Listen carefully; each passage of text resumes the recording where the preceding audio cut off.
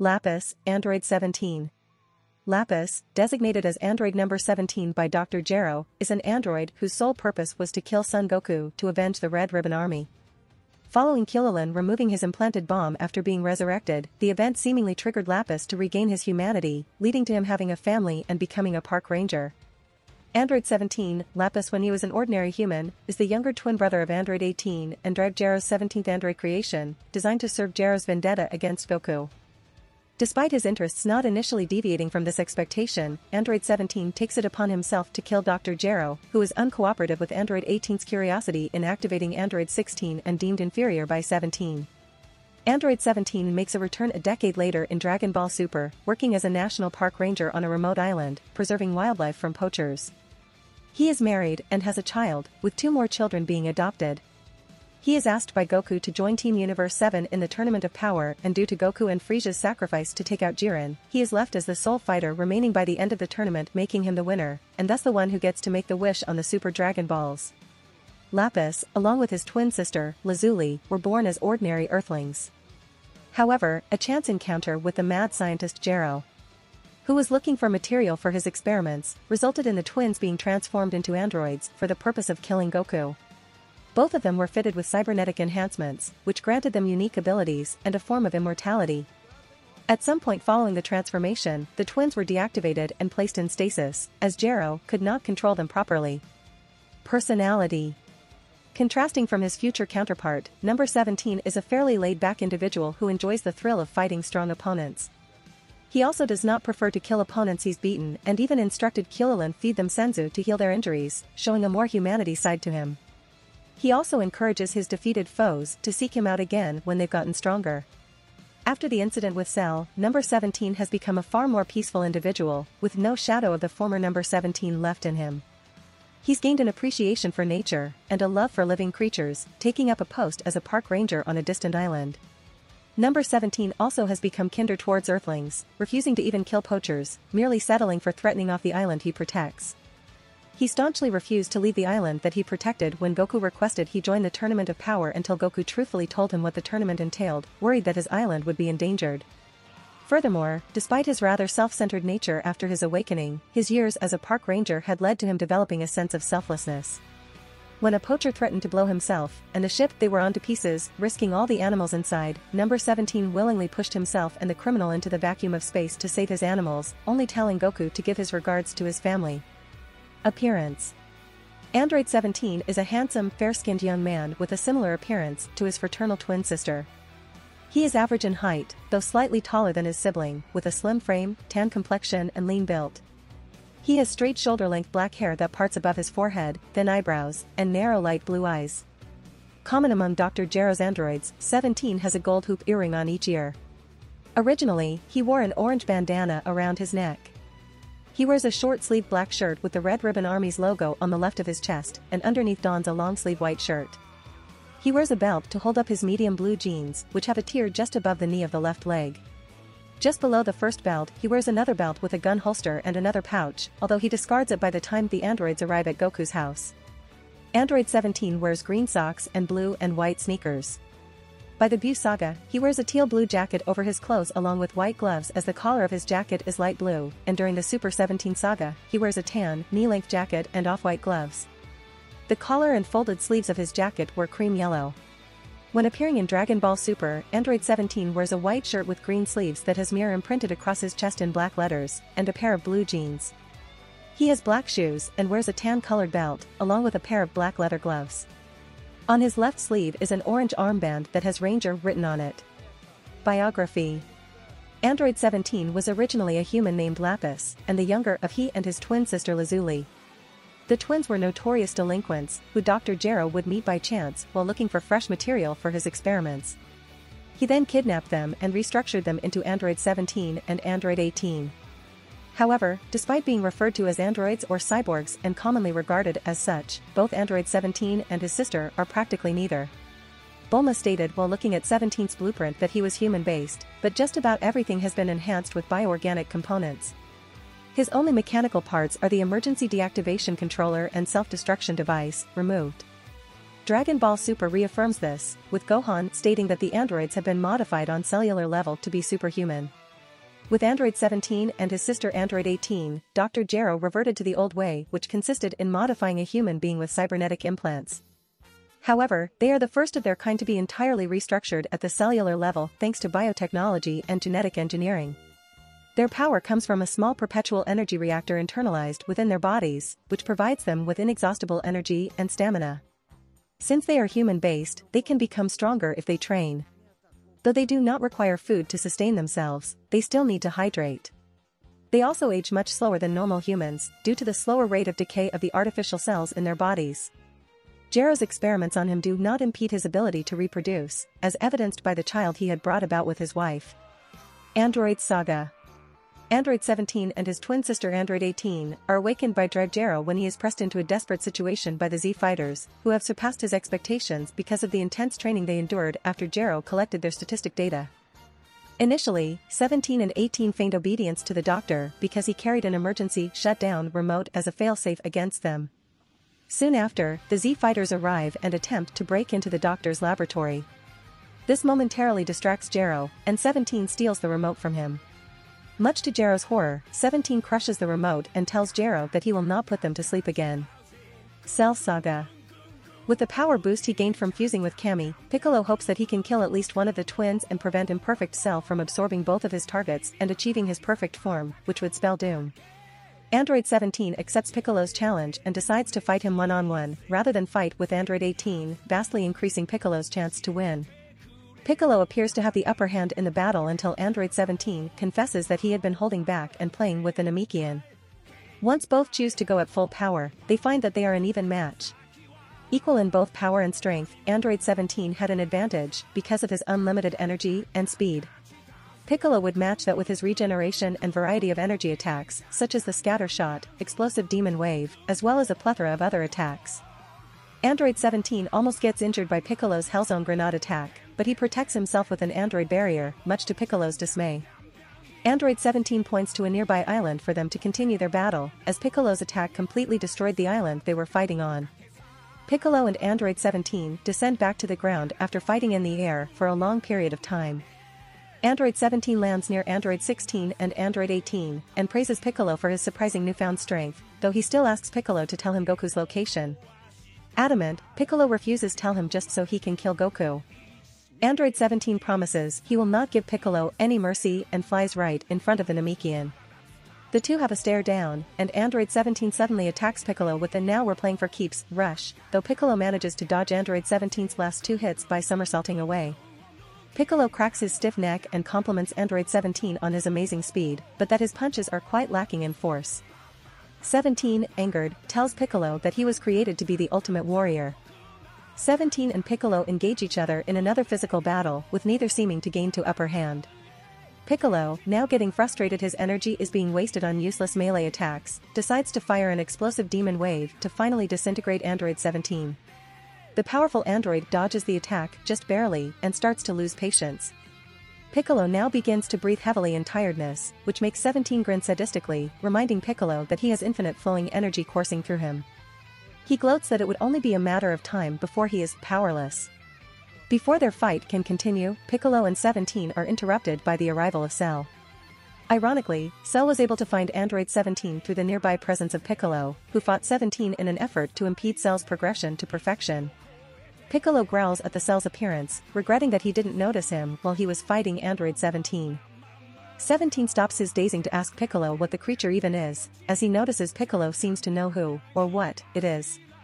Piccolo becomes surprised at 17's lacking knowledge of Cell, thinking that Cell and the androids would have been working together. As Cell descends from the higher rocky formation of the island, he begins to charge his ki, which completely decimates the entire rocky mountain area of the island. At this point, his power has far surpassed the weakened Piccolo and Android 17's, and without any precautions, he approaches Android 17. 17 demands that Cell leaves immediately so that he can get back to his battle with Piccolo, but Cell stands silent, raising his tail up. Piccolo realizes Cell is preparing an absorption and warns 17 to run away immediately. Cell uses his stinger to swipe at 17, who barely dodges it. As 17 continues to quickly dodge Cell's attacks, Cell grabs 17 by his right arm and throws him into the ground, creating a crack in the ground. Before the bioandroid can absorb him, Piccolo kicks Cell on the side of its head, knocking him away from 17. As 17 recovers and lifts himself up, he asks Piccolo on what he means by the creature needing to absorb him. Piccolo explains that Cell is another of Gero's creations, and he needs to absorb him and Android 18 to complete his design. Cell carries on Piccolo's explanation and tells 17 that the power unlocked from the absorption will be beyond comparison, and that Dr. Gero's dreams of creating the ultimate superbeing will be fulfilled. 17 denies this, stating that he is Gero's ultimate creation, and he won't join with him. Cell replies that the absorption will be carried out, with or without 17's permission. Android 17 prepares to fight, however, finally speaking, Android 16 orders 17 to retreat because Cell is far beyond both him and Piccolo. 16 explains that if Cell obtains his perfect form, killing Goku won't satisfy him and he'll destroy the entire universe. Now surprised Android 16 is actually speaking, Android 17 is disappointed that the first thing he speaks about is cowardice. Ignoring Android 16's plea, 17 rushes towards Cell with great fury, but Cell effortlessly elbows the confident android into the ground. Piccolo tries to aid in the battle, but he is easily tossed aside. Piccolo stands from his beating and prepares one last attack, Light Grenade. As Piccolo charges up the energy sphere in his palms, Cell slowly approaches the Namekian and doesn't even attempt to dodge, while Android 17 runs away from Piccolo to avoid possibly getting caught in the explosion. Piccolo tells Cell to die and fires the enormous attack, decimating a massive chunk of the island as the androids watch in awe, except 16. 18 praises Piccolo's power, thinking that Cell was destroyed. However, Android 16 immediately states that Cell wasn't even damaged by the attack. Indeed, Cell slowly rises from the ocean without even a slight visible scar. Piccolo, now distressed and confused as to how even Cell could remain unharmed after that attack, cannot move, clenching his fists in anger over how helpless the situation is. Cell slowly and mockingly walks towards the devastated Piccolo, as Tien Shinhan, who had just recently arrived, looks in awe over Cell's strength and endurance from a good distance away. Now standing right next to Piccolo, Cell continues to stay silent, looking upon his helpless opponent in a stoic stare. Piccolo suddenly pleads to 17 to run away, but Cell brutally disposes the Namekian and tosses him into the ocean as 17 watches in horror. While Android 17 is struggling to defend himself, Android 16 steps in to fight Cell. 16 is able to hold Cell off for some time by repeatedly surprising him with intense attacks. After Cell fails to absorb his energy, 16 steps on the bioandroid's tail and literally tears it off of his body to prevent him from absorbing 17 and 18. However, Cell was able to regrow his tail thanks to his partial Namekian DNA, which makes 16 realize that he must destroy Cell completely so he will not achieve his perfect form. 16 punches Cell to the ground, then grabs him and raises him overhead. He angrily throws Cell to the ground, creating a deep hole and attempts to finish him off with Hell's Flash as Tien Shinhan and the other androids continue to stare in shock. 16 notices that Android 18 is still there and says that he told her to run. 18 says that will not be necessary now that Cell has been defeated, but 16 says she is wrong. He says that Cell, while injured, will not die so easily. He again implores 17 and 18 to escape, but 17 refuses, saying that he wants payback and can now finish a wounded Cell. As 17 taunts Cell to come back out, Cell begins to emerge from the ground behind him. Tien notices Cell's plan and yells out to 17, but Cell quickly emerges and begins to absorb the android with his tail, triggering his transformation into semi-perfect Cell. After being absorbed, he could see and hear Goku when Cell encountered him. Following Cell's death, the Dragon team used the Dragon Balls to wish back the life of all of Cell's victims, leading to Lapis being restored at the destroyed Cell game venue. Straight after, Kulilin had Shinran remove the explosives removed from him and his sister.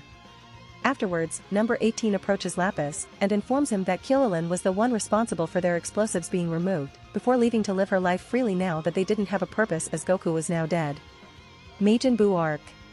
During Buu's assault on Earth's entire population, Lapis was exempt, due to androids not being able to be sensed. Later, as Buu attacks Earth, Lapis perishes along with the planet.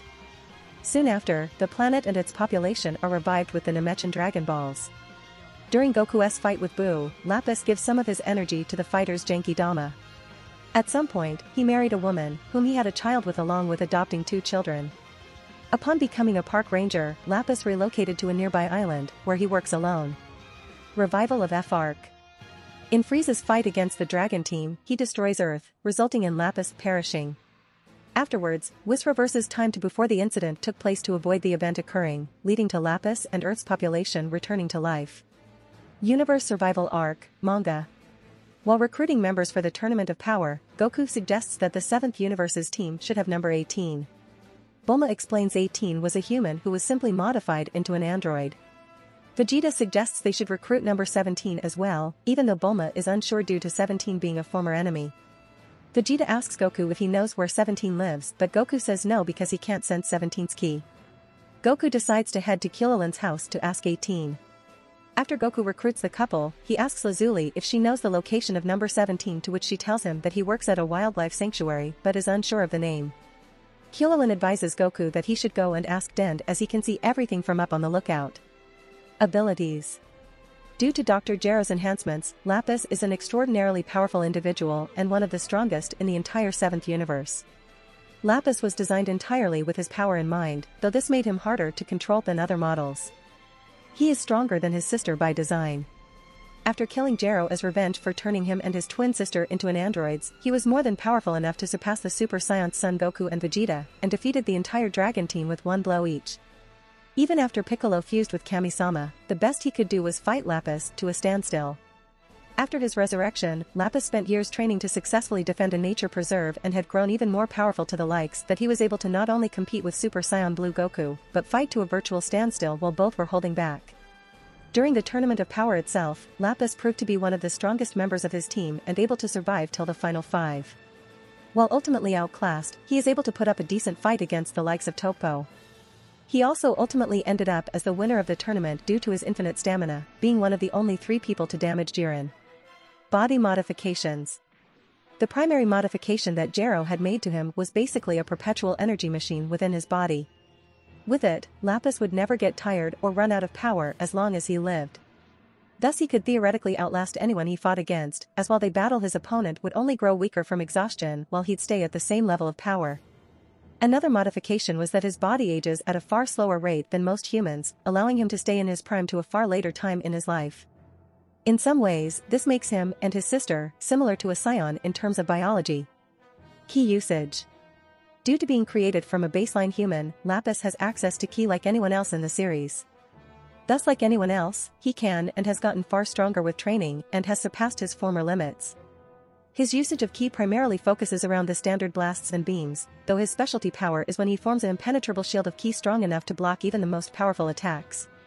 Piccolo's guided scattering Kakoha and Son Gokū's Super Saiyan Blue Kamehameha weren't able to destroy or pierce the shield, leaving Lapis unscathed from either attack.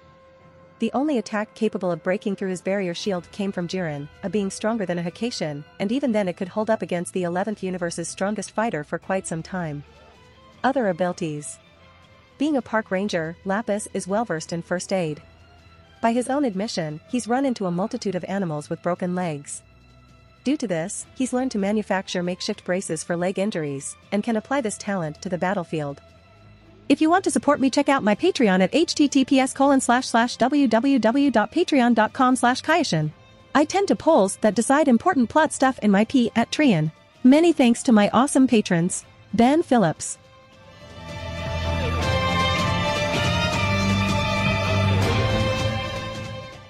If you like this content, don't forget to like and subscribe. See you later, bye bye.